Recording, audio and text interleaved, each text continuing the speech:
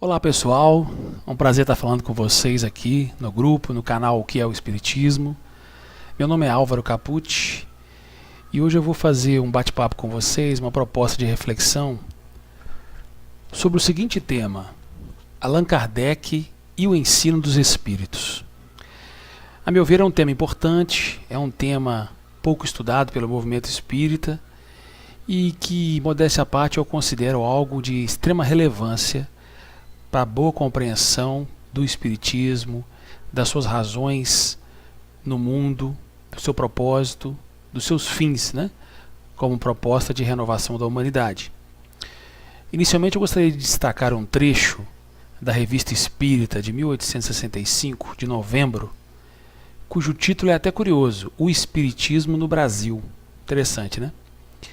E tem um trecho desse artigo que eu gostaria de usar como mote, como motivação inicial para a gente iniciar esse nosso bate-papo aqui. A uma determinada altura do texto, Kardec fala o seguinte: as citações textuais das obras espíritas são, com efeito, a melhor refutação das deformações a que certos críticos submetem a doutrina. A doutrina se justifica por si mesma, razão pela qual a sofre. Eu quero destacar nessa passagem aqui justamente essa afirmação de Kardec, esse alerta de Kardec, no sentido de que usar os textos das obras espíritas, as fontes originais, as citações textuais, como melhor forma de refutar as deformações, também como a melhor forma de estudar, de apresentar a doutrina, de argumentar a seu favor, é um ponto importante. E é dessa forma que nós vamos conduzir essa nossa reflexão de hoje. Nós vamos passar por várias citações das obras espíritas, das obras fundamentais de Allan Kardec, e vamos usar essas citações para motivar a nossa reflexão e para a gente aprofundar um pouco mais, sobretudo, o estudo do tema Allan Kardec e o ensino dos espíritos. Vamos usar essa forma de trabalho, citações textuais das obras fundamentais da doutrina. Uma primeira pergunta inicial que eu gostaria de trazer para nos motivar, para nos incomodar, em certo sentido, na proposta de estudo e reflexão, seria: quais as condições para o estudo da doutrina espírita? Já pararam para pensar nisso? Quais as condições para a gente poder estudar a doutrina espírita? Ela demanda algumas condições? Você precisa ter alguns tipos de cuidados, de preparos, de organização. A gente precisa disso para poder estudar a doutrina espírita? Será? Vamos ver, né? Bom, eu vou entrar aqui com uma citação agora do Livro dos Espíritos. Está na introdução do Livro dos Espíritos, que curiosamente o título é Introdução ao Estudo da Doutrina Espírita, item 17. Um recorte que a gente traz aqui, Kardec diz o seguinte: a verdadeira doutrina espírita está no ensino que os espíritos deram. E os conhecimentos que esse ensino comporta são por demais profundos e extensos para serem adquiridos de qualquer modo, que não por um estudo sério e perseverante, feito no silêncio e no recolhimento, porque só dentro desta condição se pode observar um número infinito de fatos e nuances que passam despercebidos ao observador superficial e que permitem firmar a opinião.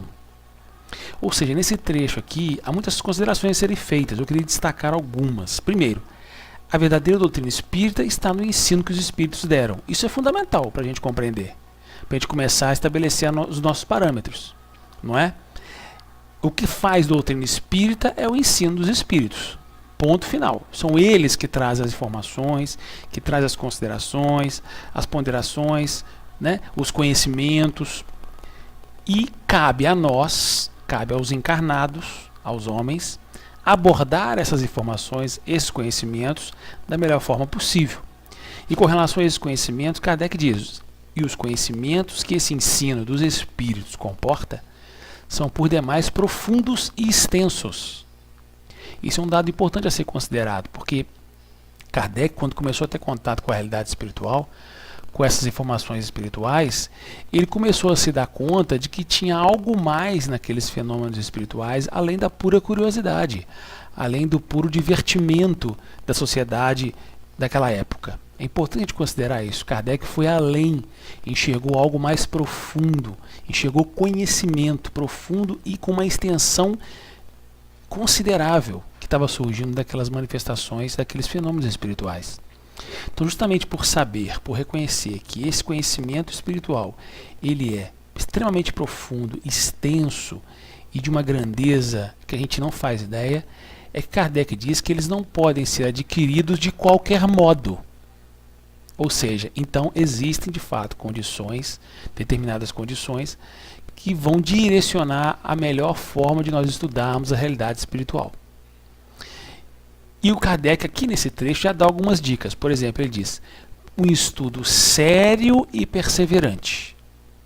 Então, não existe outra forma de se estudar a realidade espiritual na doutrina espírita que não seja um estudo sério, feito com seriedade, com responsabilidade e perseverante, ou seja, não é lendo uma ou duas, três ou quatro, meia dúzia de livros ou de mensagens que a gente aprende espiritismo, não. Eu tenho que fazer um estudo sério e perseverante, ou seja, esse estudo tem que durar um longo tempo, um longo período. Ele tem que se realizar de forma repetida, contínua, sistemática, não é? Para que ele possa adquirir a real consistência lógica, racional, ética que ele se propõe a ter. E Kardec ainda diz mais: feito no silêncio e no recolhimento. Ou seja, não se estuda espiritismo na algazarra, na bagunça, né? Na zoeira, como se diz por aí. Não se consegue de fato fazer um estudo sério, profundo, ao Deus dará, de forma largada, de forma bagunçada. Não. Estudar espiritismo demanda reconhecer que é um estudo sério, que ele é perseverante, contínuo, sistemático, que se estende ao longo de muito tempo e tem que ser feito no silêncio, no recolhimento, ou seja, de forma reservada, de forma cuidadosa, porque continua Kardec, veja bem o termo, só dentro dessa condição se pode observar um número infinito de fatos e nuances. E nós percebemos que Kardec de fato tem razão. Porque como é que você pode observar os fatos e as nuances que só os fenômenos espirituais apresentam, se você for realizar esses estudos de uma forma inconstante, de uma forma volúvel, né, de uma forma não perseverante, né, bagunçada, desorganizada, sem uma estrutura, sem um roteiro, sem procedimento? Você não vai ter condição de observar, porque você vai estar sempre recomeçando, sempre partindo do começo, porque você não constrói um conhecimento sistemático se você não se organiza para estudar. Se você estuda de qualquer jeito, de forma largada, você vai estar sempre recomeçando. É como se você estivesse sempre iniciando o estudo, porque você não construiu uma base, não é?